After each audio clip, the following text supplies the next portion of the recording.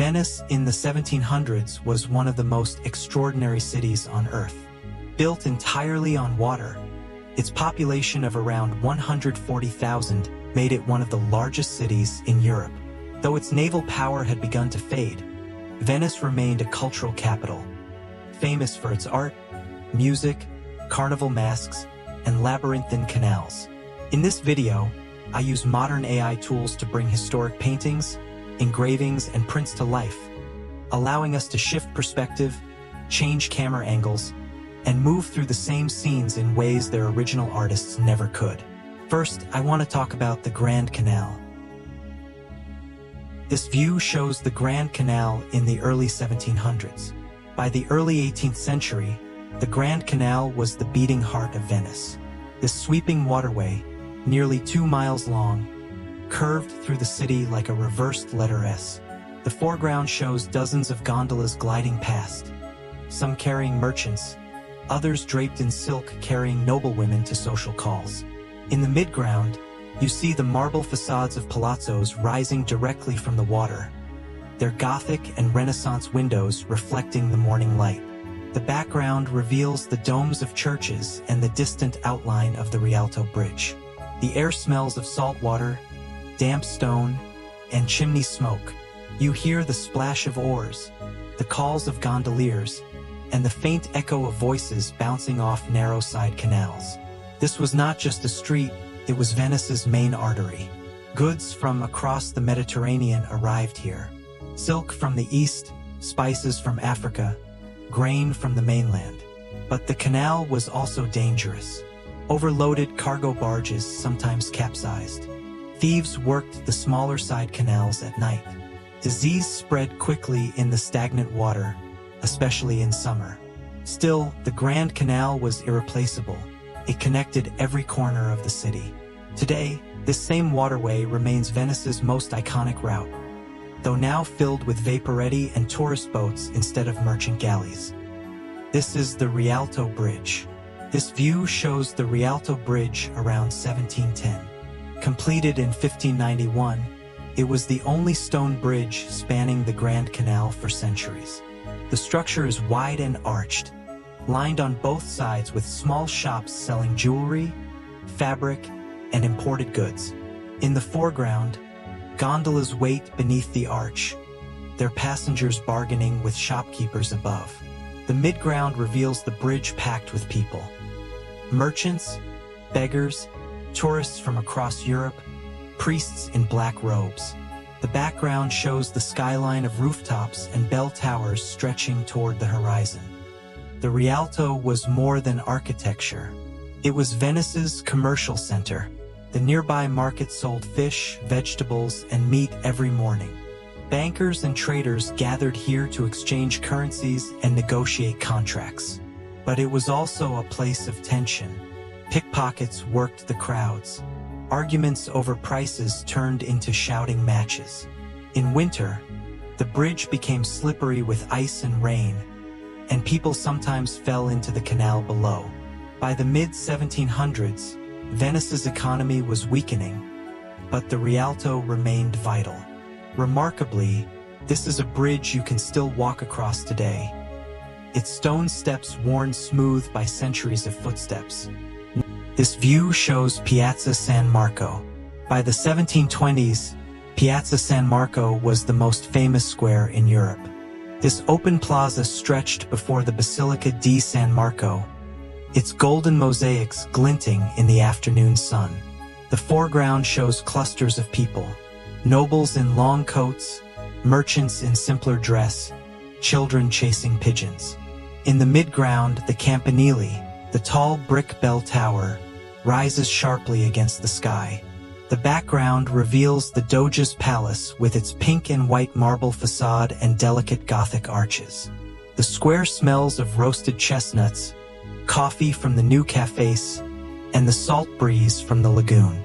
You hear church bells, footsteps on stone, and the murmur of a dozen languages. This was Venice's political and religious center. The Doge, Venice's elected leader, lived in the palace. Grand processions and festivals filled the square. But there was darkness here too. Public executions sometimes took place between the columns near the waterfront. Political prisoners were held in the palace's dungeons. Plague outbreaks in the 1630s had killed tens of thousands, and fear of disease still lingered. By the late 1700s, Venice's independence was slipping.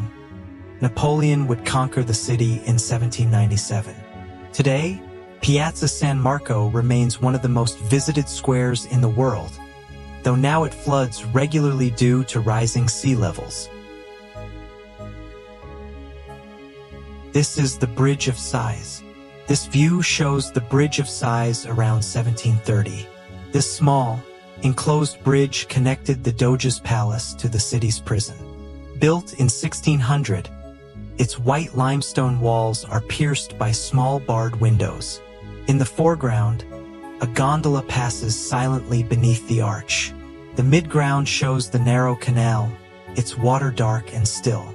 The background reveals the towering walls of the prison on one side and the palace on the other. The bridge earned its name from the size of prisoners crossing it, many seeing their last glimpse of Venice before being locked away. The air here is damp and cold, even in summer. You hear only the drip of water and the distant cry of seagulls. This was a place of finality. Prisoners convicted of crimes, political dissent, theft, smuggling were led through this bridge. Some would never leave. Torture was still practiced in Venetian prisons. Cells were cramped, dark, and filthy. By the 1700s, Venice's legal system was notorious for secrecy and harshness. But the bridge also became a symbol, a reminder that even the most beautiful city held shadows. Today, the Bridge of Sighs is a major tourist attraction, though few visitors know the weight of history it carries. This view shows the Arsenal. By the 1740s, the Venetian Arsenal was still one of the largest shipyards in the world. This sprawling complex of docks, workshops, and warehouses stretched across the eastern edge of the city. The foreground shows workers hauling rope, sawing timber, and hammering nails into hull frames. In the midground, partially built galleys rest on wooden supports, their ribs exposed like skeletons. The background reveals brick towers and fortified walls guarding the entrance.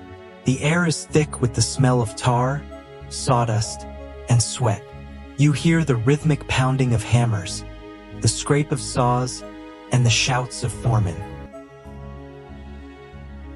At its peak in the 16th century, the Arsenal could produce a fully equipped warship in a single day. By the 1700s, production had slowed. Venice's naval dominance was fading. But the Arsenal still employed thousands. It was a place of pride and danger. Fires broke out regularly. Workers fell from scaffolding. Accidents with tools and machinery were common. Venice's power had been built on ships, and the Arsenal was its beating heart.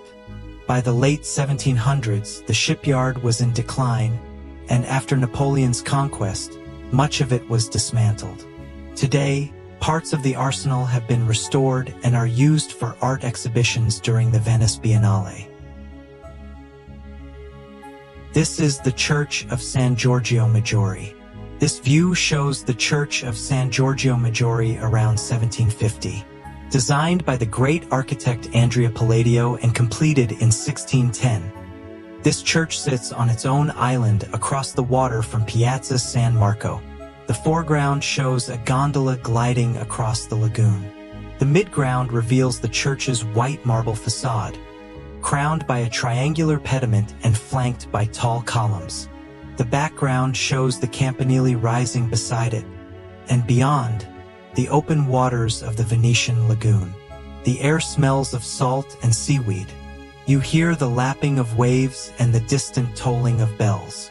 Inside, the church is light and spacious, its walls lined with paintings by Tintoretto. This was a place of pilgrimage and reflection. Wealthy Venetians donated money to maintain it. Monks lived in the adjacent monastery, But the island was also isolated. Storms sometimes stranded visitors. In winter, the cold wind off the lagoon was brutal. By the late 1700s, Venice's religious influence was waning under Enlightenment ideas and foreign pressure. Remarkably, this is a church you can still visit today. Its bell tower offers one of the best views of Venice. This view shows the ghetto. By the 1760s, the Venetian Ghetto was one of the oldest Jewish quarters in Europe. Established in 1516, it was located on a small island in the Cannaregio district. The foreground shows narrow streets lined with tall, closely packed buildings, some reaching 6 or 7 stories. In the midground, Jewish residents walk between synagogues, shops, and homes. The background reveals the brick walls and locked gates that enclose the area. At night, those gates were sealed. Jews were required to live here and wear identifying badges. The air smells of baking bread, fish, and coal smoke. You hear prayers in Hebrew, the chatter of children, and the clang of a blacksmith's hammer. The ghetto was a center of learning, religion, and trade. Jewish merchants and moneylenders played crucial roles in Venice's economy. But life here was also restricted. Overcrowding was severe. Buildings grew taller because there was no room to expand outward. Fire was a constant threat in these wooden structures. Discrimination was woven into daily life. By the late 1700s, Enlightenment ideas began to shift attitudes, and Napoleon's forces would abolish the ghetto system in 1797. Today, the Venetian Ghetto remains a living neighborhood, home to synagogues, a museum, and a memorial to Holocaust victims. This is Carnival season. This view shows Venice during Carnival in the 1770s. By the 18th century, Carnival had become Venice's most famous celebration, lasting for weeks before Lent. The foreground shows crowds in elaborate costumes, silk gowns, feathered hats, and painted masks covering faces. In the midground, street performers juggle and musicians play violins. The background reveals the decorated facades of buildings and strings of lanterns stretching across narrow streets. The air smells of fried pastries, wine, and perfume. You hear laughter, music, and the rustle of fabric. Carnival was a time when social rules loosened. Nobles mingled with commoners. Masks allowed anonymity and scandal. Affairs were common. Gambling dens overflowed. But there was danger too. Pickpockets thrived in the chaos. Drunken fights broke out. Some used the anonymity to settle scores. The government tried to regulate behavior, but enforcement was difficult. Carnival symbolized Venice's love of spectacle and pleasure, even as the Republic's power declined. By the end of the 1700s, after Napoleon's conquest, Carnival was banned for nearly 2 centuries. Today, Venetian Carnival has been revived and draws millions of tourists each year, though it's far more commercialized than it once was. This view shows a working-class canal neighborhood. By the 1780s, not all of Venice was palaces and piazzas. This view shows a narrow side canal in a working-class district.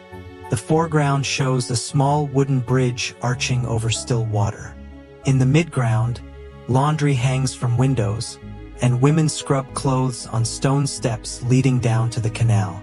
The background reveals cramped brick buildings, their plaster peeling and stained with damp.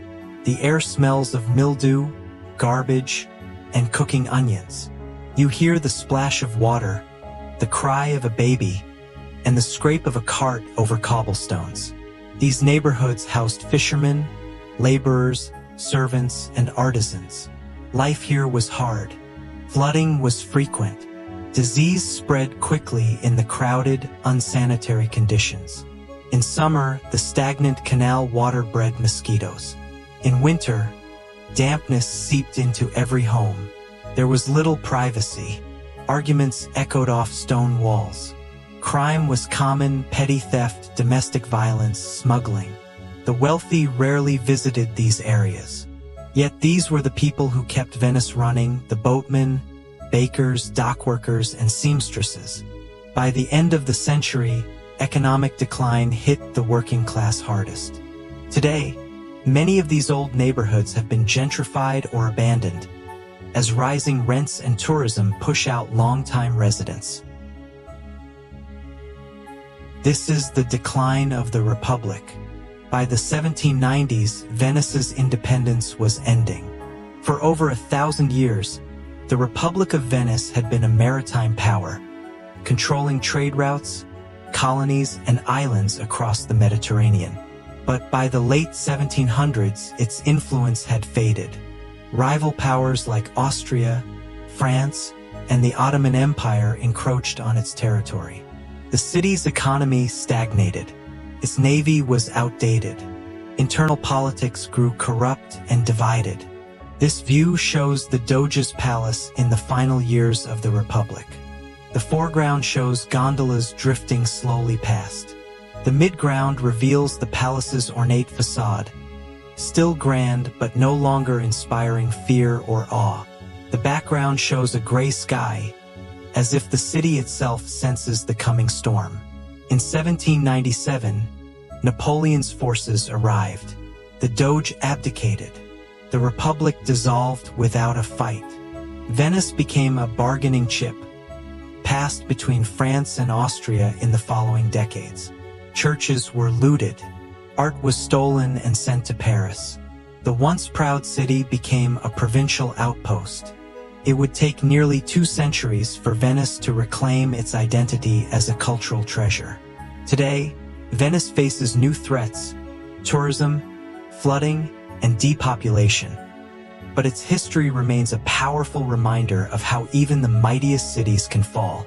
Standing here in the present, looking back at Venice in the 1700s, it's hard not to feel how close the past really is. The canals, the bridges, the palazzos, they're still here. The same water that carried merchants and prisoners still laps against the same stone steps. History isn't something distant. It's carved into every brick and reflected in every ripple. If there's another city, another moment, or another scene you'd like me to reconstruct, let me know in the comments. Again, thank you so much.